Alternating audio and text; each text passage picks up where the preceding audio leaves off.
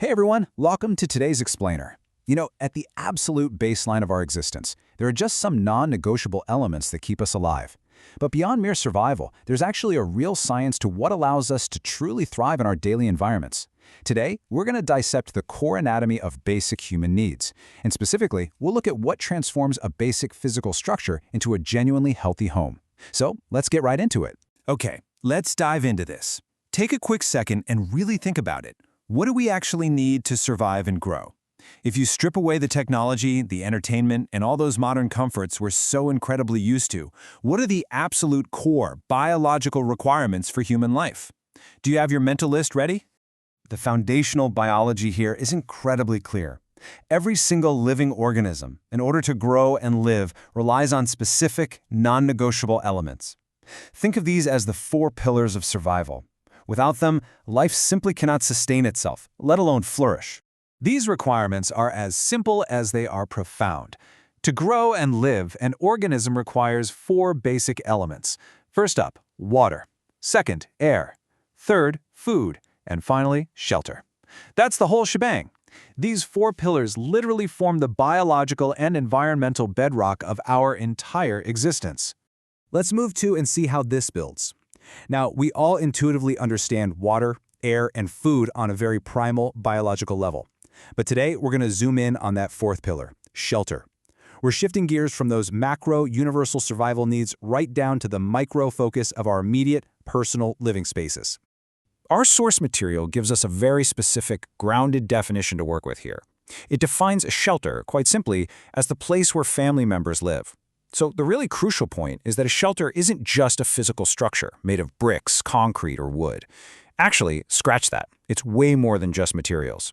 It is defined by its function as the foundational environment for the family unit. It's the central hub of our daily lives and our relationships. Now, I want to turn this over to you for a second. Think about the place where you and your family live. What makes a shelter healthy versus unhealthy? It's so easy to take our homes for granted, but I want you to actively reflect on your own living space right now, because we're transitioning from just having a basic shelter to having a shelter that actively supports our well-being. All right, let's look at the bright side first. A home shouldn't just be a place to hide from the rain. It should actively contribute to our vitality.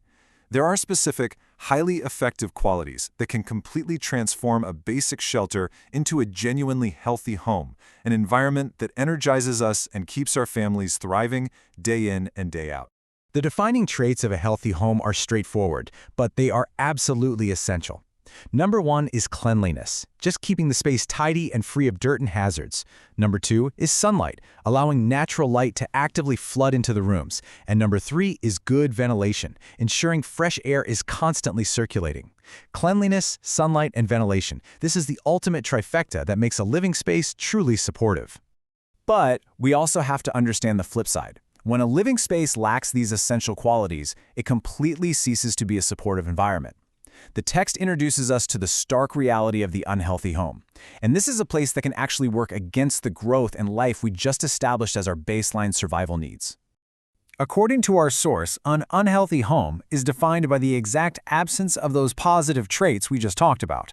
It is not clean. There is absolutely no ventilation, and sunlight does not enter it. I mean, just think about that for a moment. A space that is dirty, stagnant, and dark. It is so easy to see how a shelter lacking these fundamental environmental needs completely fails to serve the family living inside it. And this brilliantly illustrates the core lesson of our source material. The contrast here is incredibly vivid and memorable. On one side, you have a healthy home, defined by cleanliness, sunlight, and ventilation. On the other side, an unhealthy home, totally burdened by dirt, darkness, and stagnant air. When you look at it like that, it becomes immediately clear which environment supports life and which one stifles it. So as we wrap up this explainer, I want to leave you with a simple yet totally powerful question for your own living space. Have you opened a window today to let the sun and air in? It's such a small action, right? But as we've learned today, it's exactly those foundational elements that transform a mere shelter into a truly healthy home. Thanks so much for joining me, and I highly encourage you to go bring a little more light and fresh air into your space today.